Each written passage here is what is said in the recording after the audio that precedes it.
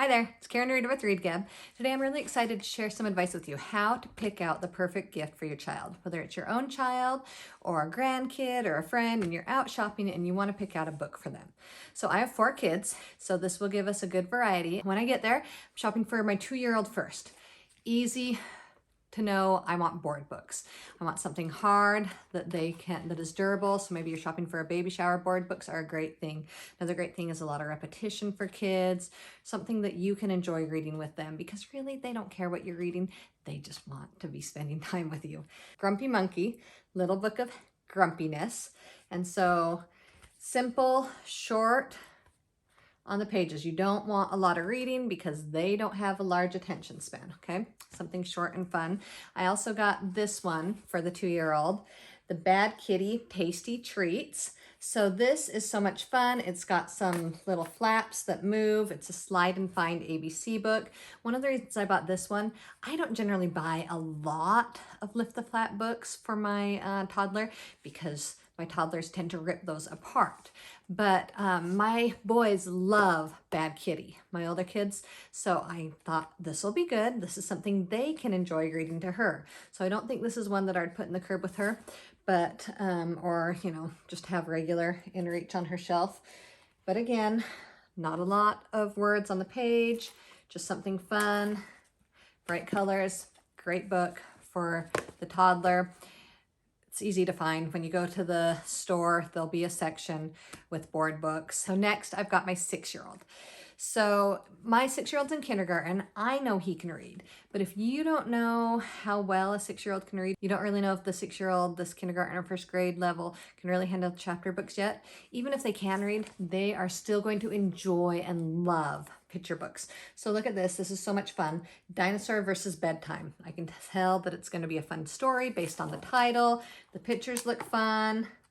And just this looks like it's going to be a lot of fun. That's what you're going for when you're trying to find a picture book. And you just can't go wrong because even they're not going to be insulted. Even if they can read chapter books, they are still going to love to read picture books at that age. All right. So the next one that we've got, if you do have a reader and you know they can read pretty good, Nate the Great is such a great one. And it's one that they might not have because it's not quite as popular right now, not like Magic Tree House popular, right? I love Nate the Great. He's this little boy detective and he goes and solves mysteries. That's a fun one to read with kids. And then another option is, I saw this, I've never read it before, but looks like fun because Pizza and Taco.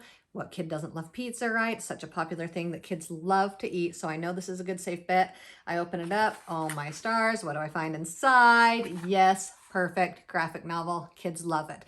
Do not be afraid of graphic novels. Please don't. I have a video, I'll link it down below, about the benefits of graphic novels. I know that some people want like this really great quality, but there are so many benefits of graphic novels. And really, the most important thing, I cannot stress this enough. The most important thing when picking out a book for your child to read is finding something they will enjoy, because if they don't like reading it, they're not going to have fun with it. They're not going to read it, okay? They don't want to do it. Do you want to know why they want to play video games? Because it's fun. Do you want to know why kids read that like to read? Because it's fun. Some do enjoy reading to learn and discover, and they're curious, but kids that love to read, they usually like it. So make it something enjoyable for them. And graphic novels are usually fun and funny and short and quick, and they have pictures and it's great. And so don't shy away from the graphic novels. They're so much fun. I'm excited to try this one for my 6-year-old. All right, next up, the 9-year-old. Again, what is his interest? So I get to the bookstore and immediately as I walk in, I see a big display of Bad Kitty books. Similar thing, like graphic novels, pictures, fun, great. It's not quite set up quite like a comic book like this Pizza and Taco one was, but so much fun. Bad Kitty and his antics. He's just a funny little mischievous kind of grumpy cat, and it is a lot of fun, and I know my son likes it, and so this was a safe one. Okay, go with authors they've read before. If you know what they've been reading, I know Kate, how do I say her name? Kate DiCamillo. Hopefully I didn't slaughter that name. She wrote The Tale of Despero, which has a movie. Kids enjoyed that. Recently, we read For One School, One Book. I will be doing a video about book clubs and One School, One Book soon. This is so much fun. but don't have time to talk about it right now. I know my kids enjoyed books by her, like Flora and Ulysses. So I got a book. I know nothing about it. I didn't even bother reading the back because I've been able to put confidence in Kate as an author because I've had 2 books that we've gotten by her. And so the title looks fun. The Magician's Elephant seems like a good one. And my son, I know, was reading the Flora and Ulysses. He would read ahead, which this is, of all my boys, this is my reluctant reader. And so I know that if he was reading that ahead, this is going to be about his levels. And so we're good there. Again, graphic novels. I saw this one. I've seen him bring a Lunch Lady book home before, and I know it wasn't this one. So I knew that this was a good bet, that I could get one by this. It's ridiculous, this Lunch Lady. And it's just funny, but kids like ridiculous, right? Lunch Lady and the Mutant Mathletes. Okay, how ridiculous is that? But how fun. Like, kids are going to love this, right? Okay, and then one more. When I was looking at books for him, I'm obviously not going to give all these books to my kid at once. They're going to get a couple books in their Easter basket from Grandma and Grandpa, and so we're shopping from Grandma and Grandpa. So another thing, when you're picking books to give to your kid, you might be like, I want it to be the right level. First of all, go look inside some books that your kid can read and see what the print looks like. How far apart are the words? If you just have no idea about reading levels, that will give you a clue. Because like my older son is going to have words closer together on the page and stuff like that. So if nothing else, that can help you in making the decision, is just kind of looking, the younger kids, it's going to be spaced out more. You can tell they're usually sit thinner and smaller, have more pictures. The older kids, less likely to have pictures, and the type is smaller set and closer together. If you are the parent or somehow have access to their reading level, this is going to help you out tremendously. For my kids at their school, they do the guided reading levels for their reading. And this is a level A through Z. Each grade is expected to be, certain letters in the alphabet for their reading level. And on every report card, I know I can look and see what my kid's guided reading level is. So like this son of mine, he is at a P for guided reading level. And so I can hop on to the internet and say, okay, what reading level, and I did this while I was at the bookstore, what reading level is Upside Down Magic? And so it's actually an S, and that kind of surprised me looking through it and stuff. But here's the thing, don't be afraid to go a little above or a little below their reading level. That's okay.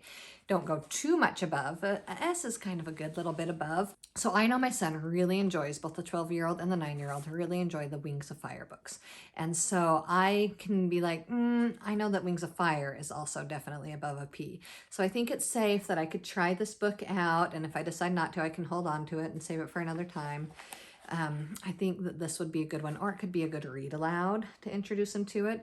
I know it's a popular series with kids right now, so I thought it was just a safe, fun one to try.